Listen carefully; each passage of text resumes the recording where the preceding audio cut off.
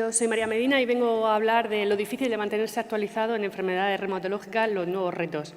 Declaro no tener ningún conflicto de interés respecto a esta charla y voy a comenzar por la revisión de un artículo que ya publicó Lanas en el 2014. Este se llama Prescripción apropiada, adherencia y seguridad de los antiinflamatorios no esteroideos. En él lo que se habla es que, por una parte, está el problema de la prescripción por parte de los facultativos y, por otro, la falta de adherencia de los pacientes a los tratamientos que se les prescribe, por lo que deberíamos de crear nuevas estrategias para formación de los médicos y luego utilizar nuevas herramientas para las decisiones clínicas compartidas. El Colegio Americano de Médicos ha publicado este año su guía sobre el tratamiento no invasivo en las lumbalgias agudas, subagudas y crónicas, y en él nos hacen 3 recomendaciones. La primera de todas ellas es en las lumbalgias subagudas y agudas, que dice que, como la mayoría de ellas van a mejorar con el tiempo, deberíamos decantarnos siempre por los tratamientos no farmacológicos y que, si vemos que en algún caso es necesario un tratamiento farmacológico, siempre deberíamos de irnos a los AINES y a los relajantes musculares.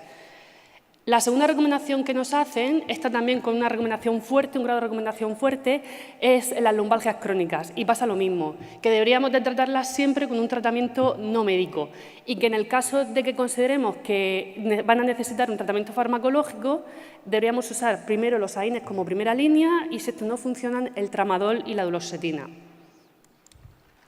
El New England, a finales de marzo, ha publicado que podría ser un polémico artículo, en el que es un ensayo clínico en el que utilizan la pregabalina para la ciática aguda y crónica, y entonces utilizan 2 grupos, uno control y uno al que le dan pregabalina en la ciática de intensidad moderada o que tiene una repercusión moderada en la vida del paciente, y se le da entre 150 y 300 miligramos según la clínica que tenga el paciente.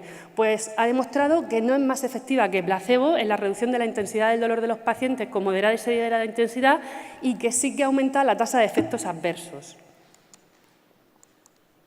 Otro artículo que también creo que puede ser conflictivo en algún punto es otro ensayo clínico multicéntrico publicado en enero de este año, en el que se hace un ensayo clínico con un grupo placebo y un grupo al que se le da la combinación de glucosamina y de condroitin-sulfato en pacientes con una gonartrosis, con una sintomatología moderada a severa, que ya han estado 6 meses en tratamiento, y le vamos a poner 6 meses más de tratamiento.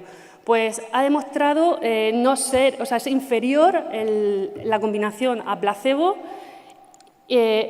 Los resultados eran la mejora de la escala EVA como resultado primario, y ha demostrado que no es superior que placebo, y luego la mejora en WOMAC, que tanto placebo como la combinación mejoran las subescalas de función y del dolor. Ahora voy a hacer una revisión de la gota, porque el Colegio Americano de Médicos también ha hecho una actualización de sus guías, una por parte del diagnóstico y otra del manejo. Respecto al diagnóstico, dicen que se debería de hacer el análisis del líquido sinovial siempre que el juicio clínico no sea lo suficientemente claro.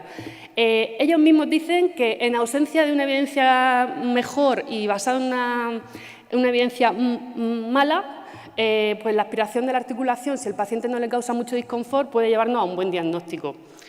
Por otra parte, respecto a su guía del manejo, hacen una revisión sistemática y nos dan 4 recomendaciones. La gota aguda la debemos de tratar siempre con corticoides, AINES y colchicina. Cuando hay una crisis, debemos tratar a colchicina a dosis baja. No debemos de iniciar el tratamiento si hay una primera crisis o si ha tenido menos de 2 ataques al año. Y luego, el elegir el tratamiento o la profilaxis siempre debe ser una decisión conjunta entre el médico y el paciente. Que resulta que la EULAR ha hecho este año también la revisión de su guía, de sus recomendaciones para el manejo de la gota, y ella establece 3 principios generales. Los principios generales, el primero es informar al paciente, para que así haya una decisión conjunta. Una modificación de los estilos de vida con una única función, que es bajar los factores de riesgo cardiovascular. Y también recomiendan que se debería hacer un screening sistemático de los factores de riesgo cardiovascular y de la comorbilidad, y que, si es posible, también evaluemos la función renal. Hacen 11 recomendaciones, pero como no me va a dar tiempo, lo que voy a hacer son las que choca directamente con las guías del Colegio Americano que he comentado antes.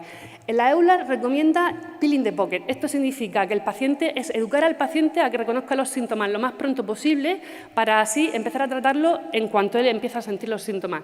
Dice que sí que es necesario hacer una profilaxis y tratar siempre, intentando mantener siempre los niveles por debajo de 6, y si el paciente tiene tofos tendríamos que ser todavía más agresivos.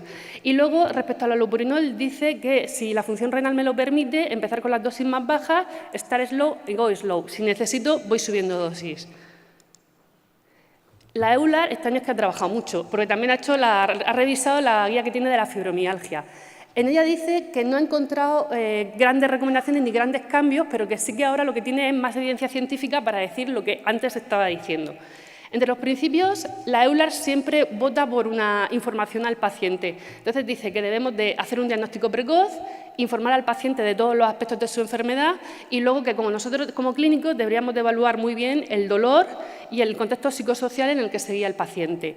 Como recomendaciones de tratamientos no farmacológicos, los únicos que tienen evidencia científica sería el ejercicio aeróbico y los estiramientos. Y el resto de tratamiento no médico y médico tendría una baja evidencia a favor.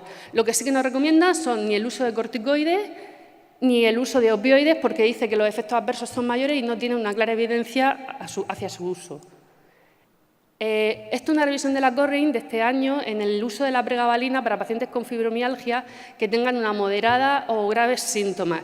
En ello lo que se tratan son dosis de 150 entre 300, ya he demostrado que sí que son eficaces en el alivio del dolor, pero no solo alivia el dolor, sino otros síntomas, la calidad de vida y la funcionalidad. Y estos resultados son muy parecidos a otros fármacos que ya tienen demostrada la eficacia. La NICE ha revisado solo algunos aspectos de la guía que publicó anteriormente y te dice que madre mía, esto te pone nervioso el tiempo, que el FRAC no ha sido examinado para pacientes tratados, que no se sabe el efecto que tiene en pacientes que ya con una osteoporosis secundaria y se necesita evaluar si añadir una densitometría va a reclasificarme correctamente a los pacientes. Luego también creen que van a subestimar en los pacientes de una edad avanzada, van a subestimar el riesgo. He usado el sumario de evidencia Previt, que está en el Murcia Salud, porque son los clínicos los que lanzan las preguntas.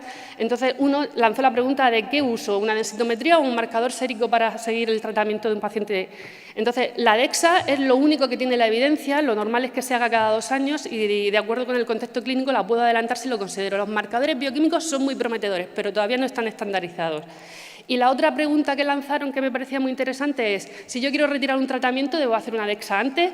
Pues no hay ni estudios, ni sumarios, ni guías de práctica clínica. Es solo los factores de riesgo de la paciente, la tolerabilidad que tenga el fármaco en lo que lleve tiempo, es decir, el sentido común al uso de los fármacos. Y me gustaría agradecer a todos mis compañeros que han sido los que me han suministrado el material para hacer la charla. Gracias. Gracias, María.